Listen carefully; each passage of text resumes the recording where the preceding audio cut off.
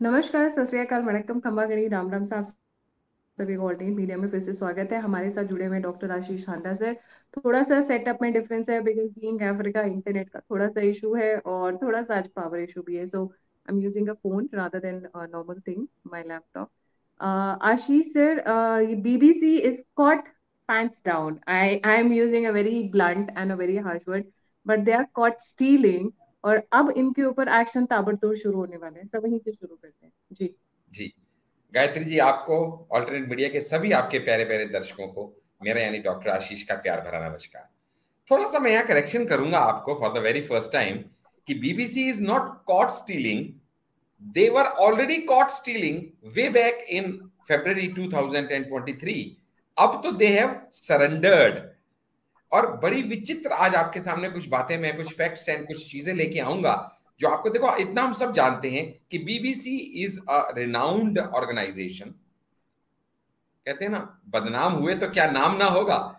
तो वो नाम तो उनका है, वो किस वजह से है उसके अलग अलग रीजंस हैं। They had always be into the controversy of things, but ठीक है, वो उनका अपना वर्किंग स्टाइल है। कई बार पॉपुलर होने के लिए भी लोग उल्टे सीधे काम करते हैं, तो may be that is one of the stunts they are using. But मैं ये कहूंगा कि इस समय जो हुआ क्या है, मैं पहले सीक्वेंस ऑफ इवेंट्स आपके ऑडियंस को बताऊंगा और उसके बाद क्रोनोलॉजिकली फ्लैशबैक में जाएंगे कि उसकी वजह क्या हो सकती है या वो किन वजहों से ऐसा हुआ, ऐसा हमें लग रहा है। सबसे पहले तो ये कि आज की एक हॉटेस्ट न्यूज आई है, जिस न्यूज में ये कहा गया है कि बीबीसी एडमिट्स, एडमिट वर्ड बड़ा इंपॉर्टेंट है, BBC admits it paid lower taxes in India then its liability. दूसरी line, BBC is ready to pay its dues of 40 crore which it paid lower than what it should have paid as taxes। अब यहां ध्यान देने की बातें दो हैं। पहली बात तो बीबीसी एडमिट्स, बीबीसी के ऊपर किसी ने अभी तक ये कहा नहीं कि तुमने ऐसा किया है। ये एक कन्फेशन है जो बीबीसी ने जाके, जैसे कई बार देखते हैं ना हम पिक्चर्स में कि लोग चर्च में गए और वहां पे जाके कन्फेशन किया कि मैं ये कन्फेस करना चाहता हूं कि मैंने ये किया। जब बीबीसी के ऊपर इल्जाम लगाए जाना शुरू भी नहीं हुआ था, जब याद कीजिएगा बीबीसी के ऊपर सिर्फ सर्वे हुए थे, तब उन्होंने उसको टैक्स रेड्स का नाम देके सनसनी फैला दी थी। और अभी आऊंगा मैं उसके ऊपर फ्लैशबैक पे, तो सिर्फ कंटेक्स्ट दे रहा हूं आपके व्यूअर्स को ओपनिंग स्टेटमेंट में। लेकिन आज कंट्रास्ट देखिएगा, आज वही बीबीसी सामने से आके ये एडमिट करती है कि भी हमने 40 करोड़ देने हैं, हमने टैक्स में कम दिए हैं। सबसे पहले तो ये समझना पड़ेगा आपके व्यूअर्स को कि ये किसी लेटर के रिस्पांस में बीबीसी ने नहीं कहा। ये बीबीसी ने अपनी ऑफिशियल मेल आईडी से एक मेल शूट की है सीबीडीटी को, जिसमें उन्होंने ये कहा है। आपने कभी ऐसा सोचा, कभी देखा कि कोई इतनी बड़ी ऑर्गेनाइजेशन ऐसी हरकत करेगी? अच्छा, क्या दुनिया भर में सनसनीखेज लोगों को प्लेट में परोसने वाली बीबीसी को यह नहीं पता कि यह एक सनसनीखेज न्यूज बन जाएगी?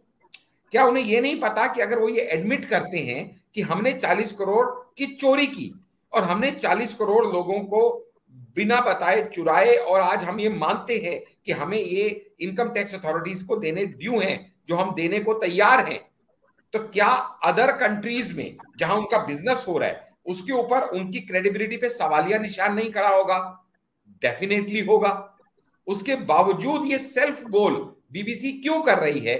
थोड़ा आपके व्यूअर्स के दिमाग में ये सवाल भी आ रहा होगा, क्योंकि मजा तो तब आता अगर इंडियन अथॉरिटीज उनके पास एक रिक्वेस्ट, एक रिक्विजिशन, एक डिमांड लेटर भेजती कि देखिएगा, इट हैज बीन फाउंड कि आपने इतने करोड़ का गड़बड़ किया है, इतने करोड़ के ऊपर इतने करोड़ की पेनल्टी लगती है, टोटल आपका ड्यू इतना बनता है।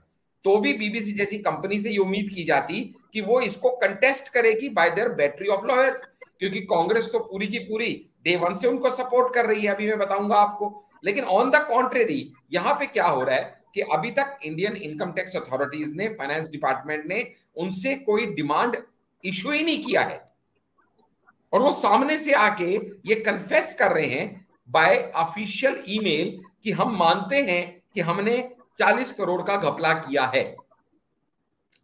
कहीं ना कहीं कुछ हैरानी की बात जरूर आशीष मुझे से लगती है। घपले से और लेकिन आशीष से इसका घपले एक से ही मुझे लॉजिक याद मेरी आया। समझ में आता है। जी, यहाँ पर कुछ एक मैं पॉइंट्स याद ऐड करना चाहूंगी। बीबीसी का मतलब होता है ब्रिटिश ब्रॉडकास्टिंग कॉरपोरेशन, राइट। और ये वो ऑर्गेनाइजेशन है जो कि पूरे की पूरी रॉयल फैमिली के अंडर में हुआ करती थी एक वन पॉइंट ऑफ टाइम। ये वही ऑर्गेनाइजेशन है जिसके हिंदी में तो है, बट अक्रॉस द यूरोप कहीं और हार्डली इनके और आउटलेट्स हैं। ये वही ऑर्गेनाइजेशन है जो मोदी के अगेंस्ट में, मोदी क्या वीडियोस बनाते रहे हैं बताने की जरूरत नहीं है। ये वही ऑर्गेनाइजेशन है जो आज गंडा चलाती है। जी, जी सर प्लीज कंटिन्यू। जी, गायत्री जी, एक फीडबैक दूंगा मैं आज, क्योंकि आप मोबाइल से कर रहे हैं तो कहीं कहीं बीच बीच में आपकी वॉइस चली गई, कहीं कहीं वीडियो स्टिल हो गया।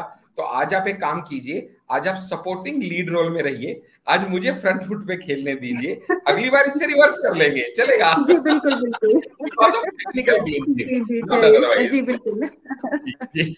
नो प्रॉब्लम, जी जी जी, कंटिन्यू। तो मैं ये बता रहा था आपको। तो अभी लोगों को पहले प्रेजेंट और पास्ट का एक मैं कंट्रास्ट का कंटेक्स्ट बताने का प्रयास कर रहा हूं, फिर मैं उनकी लॉजिस्टिक्स के ऊपर आऊंगा। तो यहाँ पे बीबीसी ने जब ऐसा सामने से किया, तो पहले मन में सवाल ये आता है कि जानबूझ के ये सेल्फ गोल क्यों कर रहे हैं। तो मुझे पता है कि अगर उंगली कटाने और हाथ कटाने में से एक चीज डिसाइड करने को डॉक्टर कहे, तो कोई भी समझदार आदमी क्या कहेगा? मेरा हाथ बचा लीजिए, उंगली भले ही काट दीजिए। तो ये जो सेल्फ गोल बीबीसी कर रहा है, ये मुझे लगता है वही स्ट्रेटेजी है कि कहीं ना कहीं इनको इनके अंदर के सोर्सेज, देखो सोर्सेज तो इतनी बड़ी ऑर्गेनाइजेशन के होंगे, इसको मैं डिफाइन नहीं करता, साम दाम दंड भेद कैसे भी करके जब वो बाकियों की न्यूज निकलवा के लाते हैं तो अपने लिए न्यूज निकलवाने में लिए तो वो एड़ी चोटी का जोड़ लगा देंगे। कहीं ना कहीं उनके सोर्सेज ने ऐसा कहा होगा कि भैया आपके ऊपर जो केस बनने वाला है वो फूल प्रूफ और इतना बड़ा बनने वाला है, इससे बेहतर है कि आप इसको सेल्फ कन्वेशन मोड में चले जाओ, कहीं ना कहीं सिंपथी वेव ले लो, विक्टिम कार्ड प्ले करो, और फिर यहाँ पे anti Modi anti India tool kit वाले बहुत जयचंद बैठे हैं हमारे भारत में, वो आपको सपोर्ट करने के लिए तैयार मिलेंगे आपको। आप एक बार को इस तरह से करो, वरना सोच के देखिएगा, मैं तो बार बार ये कह रहा हूं कि जब ये अमाउंट कहां से आया, अमाउंट इन्वेस्टिगेटिव एजेंसीज को डिसाइड करना चाहिए कि आपका, क्योंकि इन्होंने कहा है हमने ये गड़बड़ किया है इतने करोड़ का, और ये जो गड़बड़ किया है हमने, ये है हमारा पिछले 5 साल का, 2016 से 2022 तक का ये हमारा ड्यू बनता है। अच्छा, ये बताने का काम तो इनकम टैक्स सीबीडीटी का है कि जी आपका इतना टैक्स की लायबिलिटी है, इसके ऊपर इतना आपका पेनल्टी बनता है, और टोटल आज की डेट में इतना आपको पे करना है। लेकिन ये अमाउंट ये खुद से डिक्लेयर कर रहे हैं, तो वो भी अभी कंट्रोवर्शियल है। दूसरी बात, बीबीसी ने अभी तक कोई रिवाइज रिटर्न फाइल नहीं की है, तो ये इन्होंने सिर्फ एक स्टेटमेंट ऑफ इंटेंट दिया है via the email, revise return अभी तक फाइल नहीं की है। पहले ये रिवाइज रिटर्न फाइल करेंगे सेल्फ डिक्लेरेशन के हिसाब से, उसके बाद इनकम टैक्स ऑफिसर्स इसको असेस करेंगे, उसके बाद वो उसको अप्रूव करें, डिसअप्रूव करें, या और ज्यादा डिमांड करें कि जी बनता तो आपका 80 करोड़ था, अभी तक आपने 40 पे कर दिया तो 40 और दीजिए। So everything is open as of now, लेकिन अभी तक तो जो उनका इंटेंट है, हम उसी के ऊपर क्वेश्चन मार्क लगा रहे हैं कि ऐसा बीबीसी क्यों कर रही है, उसके पीछे का लॉजिक क्या है। तो आपके दर्शकों को थोड़ा फ्लैशबैक में लेके जाऊंगा, फिर थोड़ा और फ्लैशबैक में लेके जाऊंगा। वो थोड़ा फ्लैशबैक ये है कि 22 मई 2023 को, लेस देन 15 डेज अगो, 22 मई 2023 को हाई कोर्ट ऑफ दिल्ली ने ये माना अपनी जजमेंट में कि जो भी स्टेटमेंट्स बीबीसी द्वारा दी गई थी against the Indian prime minister, those were insinuations made against the prime minister. Justice Datta ने ये ऑर्डर पास किया। दूसरा, हाई कोर्ट ने बीबीसी को समन्स इशू कर दिए against their article in Facebook and other social media platform. Warning नहीं दी है, समझ रहे हैं आप? यहां पे समन्स इशू कर दी है बीबीसी को।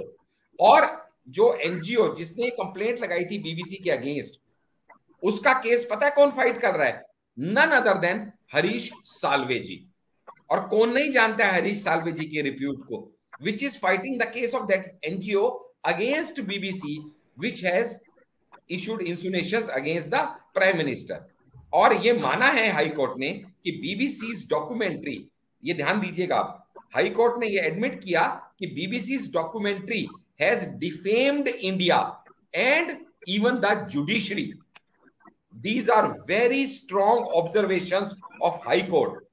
तो बीबीसी के बैक ऑफ माइंड में एक ये चल रहा है कि इन्होंने बचने का प्रिटेक्स्ट क्या लिया था कि जो बीबीसी की डॉक्यूमेंट्री आई थी इंडिया द मोदी क्वेश्चन के नाम से, जिसको कि बैन कर दिया गया था एंटी इंडिया होने के नाते, लेकिन ऑपोजिशन पार्टीज ने बीबीसी का साइड स्टैंड लेते हुए कहा था कि क्योंकि बीबीसी ने ये डॉक्यूमेंट्री रिलीज की है इसलिए इस तरह की इनकम टैक्स रेड्स बीबीसी को हैरेस करने के लिए जानबूझ के की जा रही हैं, जिसके अगेंस्ट में ये चीज हमें समझनी पड़ेगी। फाइनेंस मिनिस्ट्री ने स्टेटमेंट इश्यू करके कुछ क्लेरिफिकेशंस दी थी। पहली clarification, it was just a survey which lasted for 3 days and was held in Delhi and Mumbai offices of BBC. It was never a raid. और जो सर्वे करने का उनको परमिशन मिला वो कहां से मिला? Under section 133A of income tax act 1961. So everything was legal. उस समय जब ह्यूमन क्राई किया गया तभी भी ये कहा गया कि the law of land stands for everybody. आप क्या ऑर्गेनाइजेशन हो हमें उससे कोई लेना देना नहीं, as long as you are working in India and you are earning in India you stand liable to abide by the laws and regulations of land of India. लेकिन इसके ऊपर कंटेस्ट करते रहे ये लोग, तो जाके फाइनेंस मिनिस्ट्री ने स्टेटमेंट दिया और उन्होंने कहा कि भाई आपने ऊपर इतनी स्ट्रॉन्ग एलिगेशंस हैं कि आपने रेमिटेंस दी है अपने फॉरेन ऑफिसेस को for utilising the services of the secondary employees as temporary employees। दूसरा, आपने फंड्स जो थे वो इधर उधर किए हैं।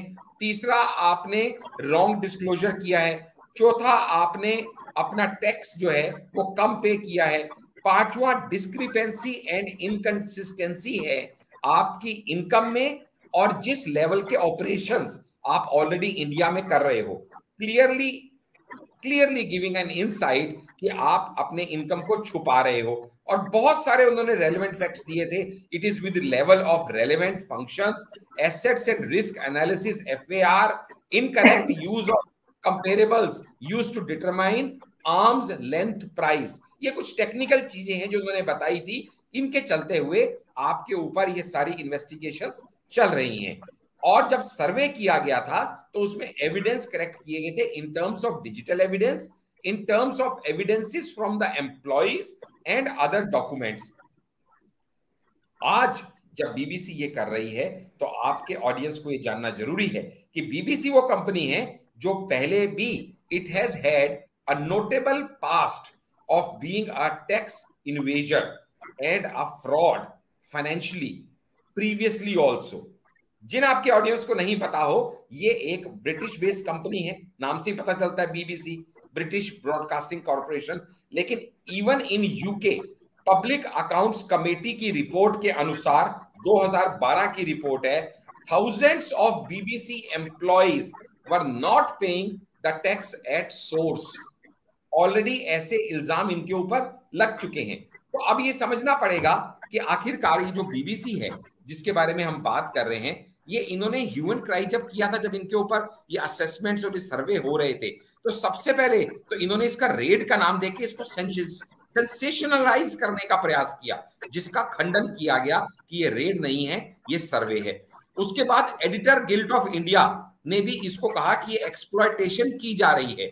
न्यूज एजेंसी की एडिटर गिल्ड ऑफ इंडिया है, नाम देखिएगा, लेकिन उनकी स्टेटमेंट किसके फेवर में थी? अपनी ही एजेंसीज के अगेंस्ट और बीबीसी के फेवर में।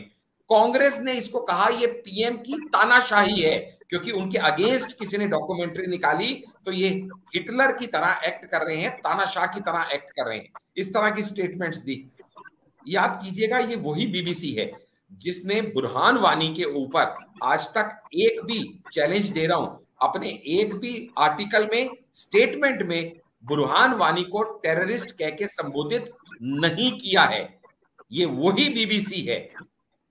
आपके व्यूअर्स इसको जो मैं बता रहा हूं विकिपीडिया और गूगल और सब कर सकते हैं, और ये वही बीबीसी है जिसने ओकेजनली एक्सीडेंटली कहते हुए deliberately wrong maps of India अपनी वेबसाइट्स पे कई बार डाले हैं, with no relevant explanation given in the past also. और जब इनके पकड़े गए तो ये मानने को तैयार नहीं थे कि इनके ऊपर ट्रांसफर प्राइसिंग रूल वायलेट करने का इल्जाम था, इंटरनेशनल टैक्सेशन वॉइड करने का इल्जाम था और डाइवर्जन ऑफ प्रॉफिट्स करने का इल्जाम था।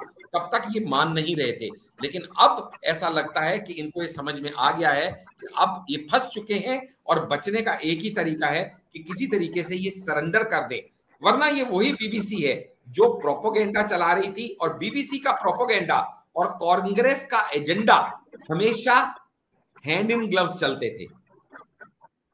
टंग ट्विस्टर है, फिर से रिपीट कर रहा हूं, बीबीसी का प्रोपोगेंडा और कांग्रेस का एजेंडा हमेशा साथ साथ चलते थे। ये वही बीबीसी है जिसने कांग्रेस के सीक्रेट पैक्ट चाइनीज के साथ आज तक सवाल नहीं उठाया।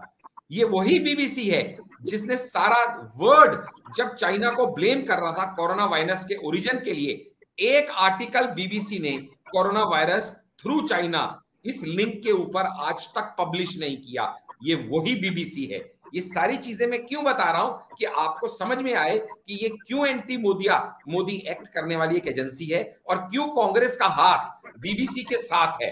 और जब आईटी डिपार्टमेंट ने बुक ऑफ अकाउंट सीज किए बीबीसी के, तब इनको समझ में आया। मैं आपके व्यूअर्स को इतना ही बता के थोड़ी सी बात को समाप्त करने का प्रयास करूंगा कि अपने वतन पर सदियों तक रही हुकूमत गोरों की, अपने वतन पर रही सदियों तक हुकूमत गोरों की, मगर कुछ चेहरों पे अभी भी है धूल उनके पैरों की। तो कई लोग आज भी उन गोरों के पैरों की धूल मस्तक पर लगाने को तैयार हैं, लेकिन ये मोदी इरा है, ये मोदी युग है, ये आज की डेट में बढ़ता और चढ़ता इंडिया है जो विश्व गुरु बनने के लिए तैयार है। इसलिए ये बीबीसी हो या इंस्टा हो या ट्विटर हो या टिकटॉक हो, इन सबको अब समझना होगा कि भारत में अगर काम करना होगा तो भारत के कानून के अनुसार करना होगा। आपकी अपनी मनमानी चले, आपकी तानाशाही चले, वो दिन गुजर गए, ब्रिटिश रूल अब चला गया। अब तो यूएस का प्रेसिडेंट भी इंडियन प्राइम मिनिस्टर से ऑटोग्राफ मांगता है। आज का युग बदल चुका है। आज ये चीजें हमें समझनी पड़ेंगी कि अब बीबीसी को ये बात समझ में आ गई है कि अब उसके पास बचने का एक ही रास्ता है और वो है सेल्फ कन्फेशन।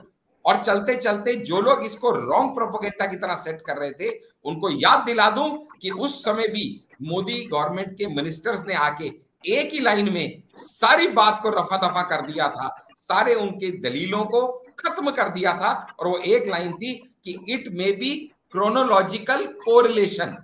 जब उन्होंने कहा था कि बीबीसी डॉक्यूमेंट्री के बाद ये रेड्स की गई हैं, इसके ऊपर एक ही जवाब दिया गया था कि it may be chronological correlation, but it is not the causation that has caused the conduct of surveys. The chronological, यहाँ पे मैं थोड़ा सा डिसएग्री करूंगी आशीष जी, यहाँ पे थोड़ा सा डिसएग्री करूंगी। आई होप मेरी आवाज क्लियर आ रही हो। यहाँ उनको पहले से ही पता था कि उनको रेड्स पड़ने वाली हैं, रेड्स नहीं, उनके यहाँ इन्वेस्टिगेशन होने वाली है, क्योंकि साल भर पहले भी उनको शो कॉज नोटिस जा चुका था और इनको बीच में रिमाइंडर भी भेजा जा चुका था। उससे बचने के लिए मोदी वाली ये मूवी ले आए। एक्चुअली में कॉज और एक्शन ये था कि इनको पहले ही जा चुका था कि टैक्स इवेजन चल रहा है आपके यहाँ पे, you come and give us the proofs, show us the accounts books and all that. दो बार हो चुका था ऑलरेडी जी, जी, साल भर पहले नोटिस हो चुका था। ये उससे बचने के लिए रास्ता ढूंढ रहे थे। और इसमें एक चीज और, आपने चाइना वाला एंगल ऐड किया तो मैं भी ऐड कर दूंगी। चाइना का तो बड़ा प्यार हुआ था जब मोदी के अगेंस्ट में डॉक्यूमेंट्री आई थी, तो Chinese backed lot of social media platforms, agencies, electronic media जानबूझकर उसको दिखा रहा था। तो चाइना तो बड़ा खुश हो रहा था जब एंटी मोदी प्रोपेगेंडा चल रहा था। तो कहीं ऐसा तो नहीं कि चाइना ने भी कुछ फंडिंग की हो, because BBC is not entirely British, बहुत सारी फंडिंग चाइनीज की है वहां पर। जी देखिएगा, चाइनीज को tax and tricks of the game दोनों आती हैं। चाइनीज इतने टाइम तक यूएस को भी एंटेंगल कर रखे थे कोरोना वायरस के टाइम पे, जब उन्होंने कहा था कि भाई आपके साइंटिस्ट भी इसमें इन्वॉल्व थे, आपके वहीं पे रिसर्च हो रही थी। उसके बाद डब्ल्यूएचओ को मैनिपुलेट करने की भी बहुत सारी रिपोर्ट्स आई थी कि वो जानबूझ के चाइना को फेवर कर रहा है। बीबीसी को भी इस तरीके से वहां पे मैनेज किया गया था। लेकिन हैरानी की बात यह है कि आज वो कांग्रेस सिर्फ एक सर्वे होने पे बीबीसी पे इतना हो हल्ला कर रही थी, इतना हुड़दंग मचा रही थी, जो भूल गई थी अपने टाइम पे इंदिरा गांधी जी ने इमरजेंसी के टाइम पे बीबीसी को बैन कर दिया था। मोदी गवर्नमेंट ने तो ऐसा कोई स्टेप ही नहीं उठाया, उनको बैन का ब भी नहीं किया। मतलब तुम सर भी कलम कर दो तो कोई बात नहीं, हम उंगली पे खरोंच भी ले आए तो कराने लगोगे। ये तो मतलब इंतहा हो गई हिपोक्रेसी की नहीं, उनकी। आज कांग्रेस क्या कहेगी जब बीबीसी ने खुद कह दिया कि हाँ हमारे यहाँ से टैक्स कम भरा गया है। देखो, चोरी को कितने प्यार से ना मैनिपुलेट करके हमारे यहाँ से थोड़े से टैक्स कम पे किए गए हैं। चोरी की है चोरी, you're caught pants down, you're caught red handed. अब आप उसको वर्ड्स को कितना भी मैनिपुलेट कर लीजिए, बट ये चोरी ही है। मैं तो but I am Congress just, अब कहाँ कौन से कोने में मुंह छुपाएगी?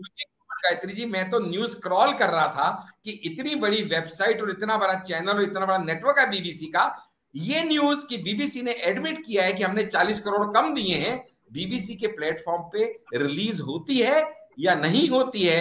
होती है तो किस तरीके से, किन वर्ड्स में, कैसे होती है? मैं तो बस वो देखना चाहता हूं कि जो न्यूज एजेंसी खुद को निष्पक्ष कहती है, ऑनेस्ट कहती है, वो सच में ऑनेस्ट और निष्पक्ष है या नहीं, वो तो इस न्यूज से ही पता चल जाएगा कि वो रिलीज होती है या नहीं होती, होती है तो किस फॉर्म में होती है, किस फॉर्मेट में होती है। I am looking forward to that. I don't think so ऐसा होगा। बट जाते जाते कंक्लूडिंग नोट पे दो तीन, बीबीसी ब्रिटिश इंटेलिजेंस के लिए काम करती है, बीबीसी चाइनीज के लिए काम करती है। अडानी के अगेंस्ट में जब हिंडनबर्ग की रिपोर्ट आई थी, सबसे ज्यादा उछल उछल के जिसको बोलते हैं, मुझे ना मजा आता है ऐसे बोलने में जब मतलब इस तरीके की न्यूज आती है, don't get me wrong, but इतना उछल उछल के हिंडनबर्ग की रिपोर्ट को दिखा रही थी, अडानी ये अडानी वो, Adani this Adani that. And now all of a sudden when they are caught red handed, उनके मुंह पे ताला लग गया है, फेविकॉल का जोर लग चुका है। और Modi and obviously Adani have come out clearly, but the fact remains these are thieves. इनको डकैत कहें तो कम नहीं होगा, ये डकैत है हाईएस्ट ऑर्डर के। इनकी इनकम की सोर्सेज क्या है वो भी इन्वेस्टिगेट करने की जरूरत है आशीष सर, क्योंकि इनके बहुत सारे इनके बहुत नहीं, सारे जो इनकम के सोर्सेज नहीं, होंगे, आई एम और श्योर दे मे मैंने not be clean as well. आपके जो प्रूवन इनकम है और जो आपके ऑपरेशनल स्टेटिस्टिक्स हैं, दोनों मैच नहीं कर रहे हैं। वो तो ऑलरेडी क्लियर हो गया कि there is discrepancy between the two. वो फाइनेंशियली वो पकड़े जा रहे हैं और एक के बाद एक के बाद अब थ्रेट निकलने शुरू हो गए हैं। तो इसलिए जो लोग उनको बैक और सपोर्ट कर रहे थे, जो लोग उनको इनोसेंट कह रहे थे, जो लोग उनको विक्टिमाइज किया जाना कह रहे थे, मुझे लगता है इस समय उनके मुंह पे करारा थप्पड़ पड़ा है, क्योंकि उनको ये समझ में अब आना चाहिए कि भैया यूं ही किसी को भी मोदी विरोधी होने के नाते सपोर्ट करना, कहीं ये तो नहीं कि आप देश विरोधी एक्टिविटीज में इन्वॉल्व हो गए हैं। मगर कांग्रेस वो है जिसको इन बातों से फर्क नहीं पड़ता, पर देश की जनता सब देख रही है। ये जो जनता है ये सब जानती है और उनको ठीक से सारे फैक्ट्स बिल्कुल देने का सर। काम आपका और मेरा है।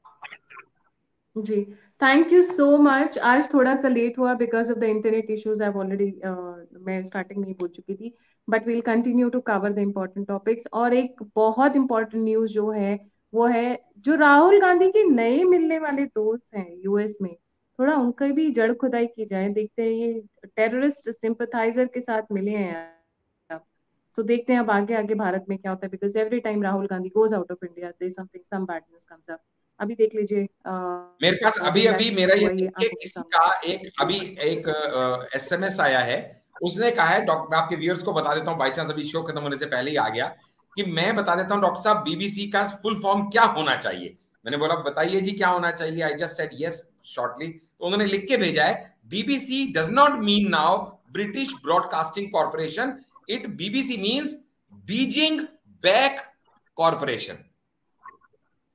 Perfect, actually perfect. इसी के साथ thank you so much Ashish sir for joining. जाने से पहले सभी व्यूअर्स से रिक्वेस्ट है, अगर आप मुझे सपोर्ट करना चाहते हैं, मुझे फीडबैक देना चाहते हैं, मुझे गेट इन टच करना चाहते हैं, तो सभी लिंक्स डिस्क्रिप्शन बॉक्स में। इसी के साथ जय हिंद, जय श्री राम, हर हर महादेव, वंदे भारत। नमस्कार। नमस्कार। नमस्कार सर।